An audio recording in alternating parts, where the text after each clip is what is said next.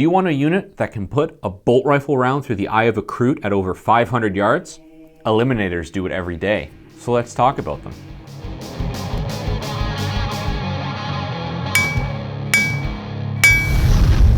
Anvil of War! Let's talk tactics! Hey guys, thanks for joining us. We are taking a look at Primaris Eliminators. These guys are a very popular heavy support choice for the emerging Space Marine Renaissance. They're a fairly cheap unit, but they can only be taken in a squad of 3. You get a sergeant and 2 lads, no more, no less, it's just the 3 dudes. Baseline stats, they're Marines, Primaris Marines. You got your 6-inch move, strength 4, toughness 4, 2 wounds, regular leadership, your 3-up armor. Where they shine is weapons-wise. So they are your surgical scalpel for removing characters. Their starting loadout, their base loadout, is they have bolt rifles. Not your like standard Space Marine bolt rifle, but like, you know, bolt sniper rifle. So they're all strength 5. They have 3 different ammo types. You have the ammo type that is D3 shots. So that's your like Overwatch shot, D3 shots, no AP, 1 damage. You have your round that ignores cover. So you can shoot things that you can't see with it and it ignores cover. But your bread and butter, your go-to, the round to end all rounds is your mortis round. You have strength 5, AP 2, D3 damage, and on a wound roll of a 6, it does an additional mortal wound. So each shot has the potential of putting out 4 wounds of damage, which is quite good when some characters only have 4 wounds. These guys, 36-inch range, being able to fire characters, strength 5, AP2, D3 damage, they are going to be able to put down a lot of characters by themselves. With a little bit of luck, you can take out most characters in a single shooting phase with these guys. If you have a specific character that you really want to die, the sergeant can actually withhold his shooting. So instead of him shooting, and only these 2, he can give them +1 to hit and +1 to wound. So you're going to be hitting on 2s and proccing those mortal wounds on 5s. So that is a huge deal. They do have other weapon options. They can take what's called a las fusil, which is like a baby las cannon. It's, you know, good strength, AP3, flat 3 damage. Flat 3 damage is cool, but it doesn't really excel at anything. With only 3 shots, it's not going to be dropping tanks with the flat 3 damage. It's not going to spike like a regular las cannon up to the flat 6, or up to 6 damage, sorry. I haven't found a great use for the las fusil. I haven't really found a way to fit it into my army. If you know like the bread and butter point for the las fusil, let me know in the comments. I'd love to know how you're working with the las fusil to make it click for your army. I haven't been able to figure it out. I just stick with the bolt sniper rifle. The sergeant can even go further. He can switch out to a instigator bolt carbine, which is short range, a couple shots, nothing fancy, just a bolter. But where it comes into play is with a shenanigans type situation. So if the sergeant is equipped with that weapon, the instigator bolt carbine, and your eliminators are declared the target of a charge, you get to fire your Overwatch, and then after that is resolved, but before they charge, your unit moves. So you get to move their 6 inches, you can hop out of a building, you can run away, you can do whatever, you can move in a different direction to set up a different screen.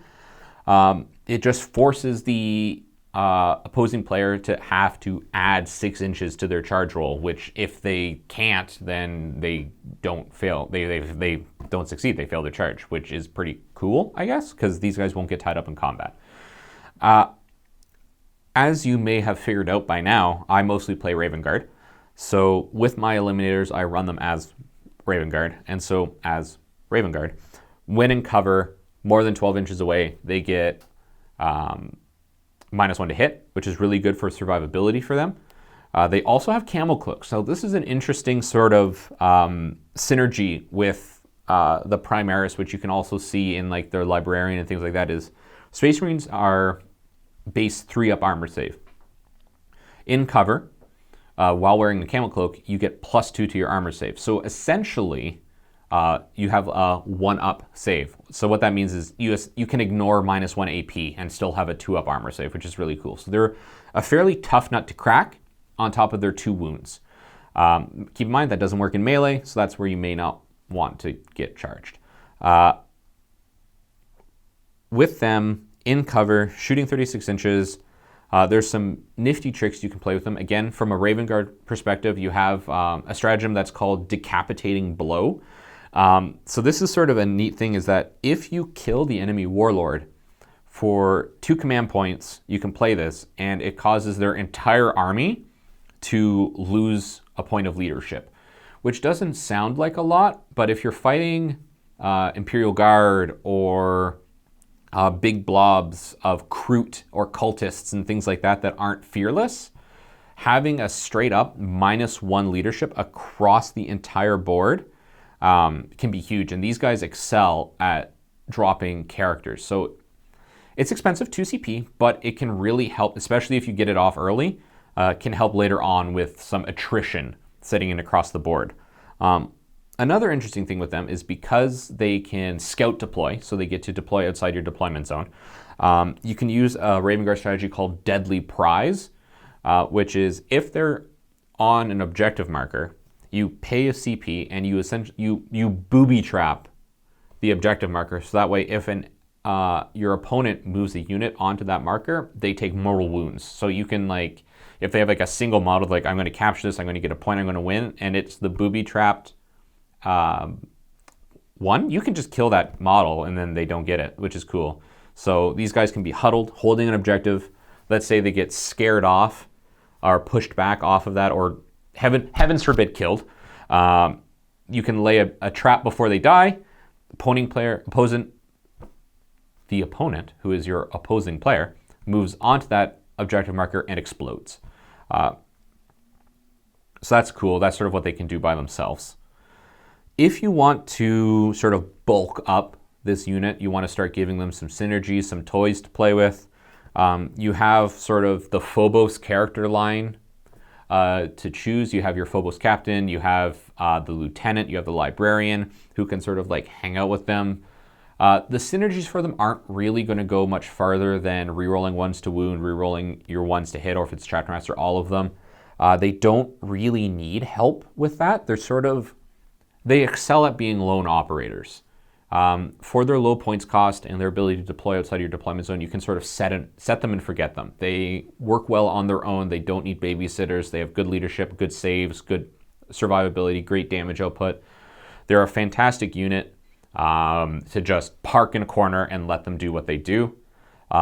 If you do want to park a unit with them, a captain for rerolling 1s to hit is kind of cool, I guess. But with the sergeant being able to give them +1 to hit, so hitting on 2s, rerolling 1s is nice, but they are, for the majority of the time, going to be hitting their mark. The lieutenant letting them reroll failed wound rolls is pretty cool because you have a better chance of proccing the mortal wounds. But again, as Raven Guard, once you get to your tactical doctrine, your whole army gets +1 to hit and wound against characters anyways. So you really don't need any other help because they're going to be getting +2 to wound if the sergeant doesn't shoot. So, I mean, who doesn't like mortal wounds on a 4-up? So say, for example, for some reason you're not playing Raven Guard, other chapters do well with them. They are a bolt rifle, so if you're Imperial Fist, you get your bolt weapon specialty proc, where 6s are additional hits. So that's cool for like stacking sniper rounds. If you're Salamanders, you get that 1 reroll, your hit, your wound, and things like that. So that can be helpful if you don't want to dedicate a character to babysitting them, being able to reroll your own stuff. They're not a vehicle, so who needs Iron Hands? White Scars, you're not supposed to be in melee with them, so don't do that. But they can offer some good heavy fire support for all your bikers that are zipping around, so that's pretty cool. But yeah, like I said, their bread and butter is sitting back and sniping characters, which is what the Raven Guard do best. Yeah, I mean, they're scary good. Like, spend all your money on them. Field them all. 9 of them. Go for it. I don't care. Do what you want. Just don't shoot my guys. Sponsored by